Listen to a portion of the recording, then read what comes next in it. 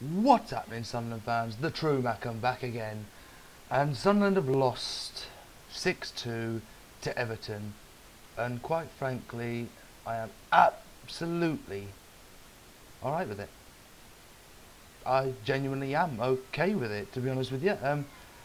Because unlike every other Sunderland fucking drab shit ridiculous performance that they put in, this one actually really wasn't.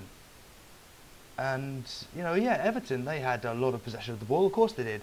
That could be expected. That's the style that Everton play, and that's the style that they played. It's as simple as that.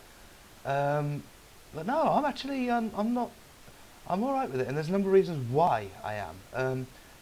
Number one, it happens at least once every fucking season. As Sunderland fans, we're used to that. The only thing that we can't do is pinpoint what team it's going to fucking be in the fixture list. If we could do that, we'd be alright. But yeah, no, I'm alright with it. It happens every season. We go out and, there's always going to be a team that at least scores more than fucking 5 past us, that's for sure. So I'm okay with it, because for once Sunderland actually fucking turned up. They've continued on from the derby last week. They've actually turned up, and it was a good game to watch. Normally if I'm at the stadium, if it goes to 4-0, oh, fuck off now, see you later, because I just can't be asked for that, a pathetic excuse, to put on a red and white shirt and not to bother turning up for a match themselves. But this one was a lot different. It really was different. And at the minute, yeah, all we have is positives to look at. The defending, to be fair, for most of the goals you can't blame the defence for at least 2 or 3 of them. And you can't really blame Sam Allardyce as well, but we'll get onto that in a bit. The goals, where do we begin? Well, you had, Delafeu, 19 minutes, bit of a scruffy goal, wasn't the best to score, to be honest. But for the possession, Everton, I suppose you could say Everton did deserve the goal. But obviously previous to that, Sunderland rattling the woodwork twice. We went there with a game plan and we had a fucking go at them. And that is what that's what we lacked at the beginning of the season. We didn't have the fucking bollocks to go on and do it. And it was good to see that they, Sunderland for once gave as good as they got. Fucking hell, you think I've been drinking? I haven't touched a drop. But yeah, so, and then I can't remember. Fucking Everton pop up, like Kone, I think it was, for the second goal. I missed it, of course, because I was coming back from work. But I managed to catch the second half, and I saw that Defoe had scored, and fucking hell, what a goal! For me, Defoe, goal of the game or what? He. Bear with me. Let's get his name up, because I was going to plan to use my phone, but I decided not to. Try to do it off memory, because that's what I want to try and do. Keep it up here. Let's quickly bring it up, because I can't remember the name of this Everton fucking defender. It's fucking weird. Where are we? Oh, come on. That one. Let's bring up the team. Come on, hurry up. Funes Mori. It was just, Defoe. He beats Stones to the ball, sticks a leg out. Comes flying through the air, sticking a leg out, wins the ball, latches onto it, flicks the ball over Funes Mori, and then he just smashes it home, and that gave us a lifeline. And the second half we came out, and for at least maybe the first 10 minutes, even when Everton had scored,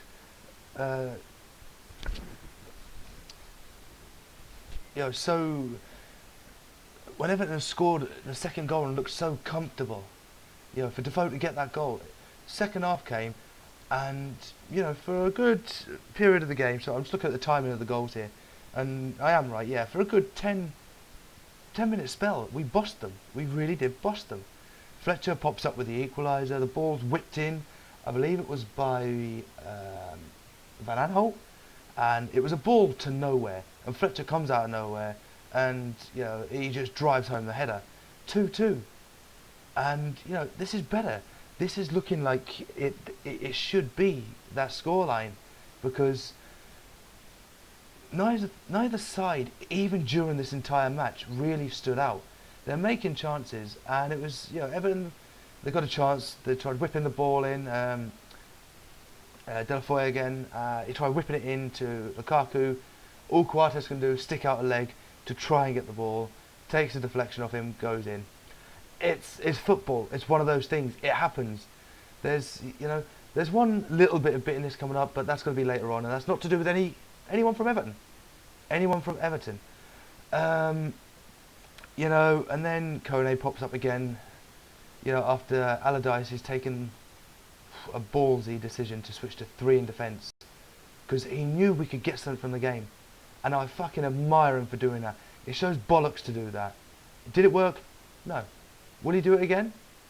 If it's maybe to go off and kill a game, he might try it. Yeah, but other than that, I don't think he'll do that again. But it was a ballsy decision. Could have paid off. Didn't. Hey ho, it happens. And at least we do have a silver lining from this. We're still banging in goals, which is good to see. Our strikers are still scoring, which is good to see. Both strikers on the score sheet. Amazing, So Kone pops up, a couple of goals, gets his hat-trick. Big Sam swaps it back again. Wasn't working, and at this point, 5-2 down. Sorry, I'm getting all these notifications from Twitch. I should really turn my phone off. 5-2 down, and then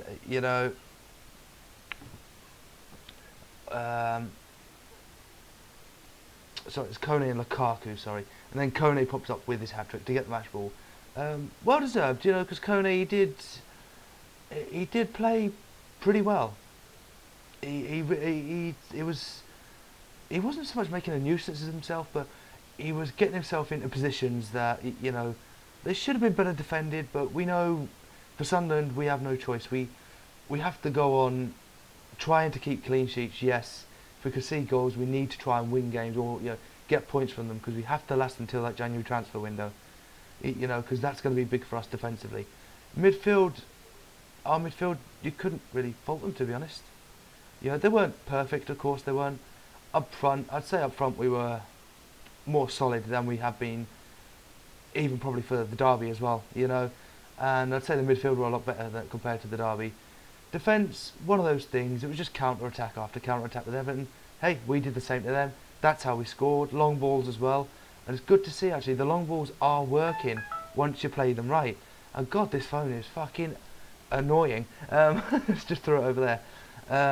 Go off in a second again, I bet you. But it was a really entertaining game to see. For a Sunderland fan's point of view, it's a good thing. Don't be disheartened. Don't be like half the bellends that are put on Facebook already. Especially the Geordies. Well, the Geordies are loving it. They would, because they're blind idiots, really, aren't they? They clearly didn't watch the game, because the game I saw was, if I was to compare the performance to today for Sunderland compared to last week against Newcastle, today was better by fucking tenfold. It was just solid counter-attacking football by Everton. That is all it was. And they took the chances. We took our chances. Stats-wise, possession, they bossed us. Shots, we bossed them. Not so much driven them out the park. It was a close encounter. We still bossed the stats though. And it's good to see we can go away from home. We can do that. Get more shots than the home team. Get more shots on target than the home team, And it's going to be interesting, because we've got Southampton next, and luckily they're doing us a favour right now, beating Bournemouth 2-0, because we need to keep Bournemouth in touching distance with ourselves. And the only downside is the game should never have been 6-2. Really, it was good end to end in the second half as well. But hey ho, that's it. We get a silver lining. We've got some goals there. Okay, we've leaked 6. Maybe switch it up a little. Bring in Manone, drop Pantillo on for a few games. Give him a bit of a rest. A bit of a what's the word? A mental recuperation, you know, because that's what he'll need.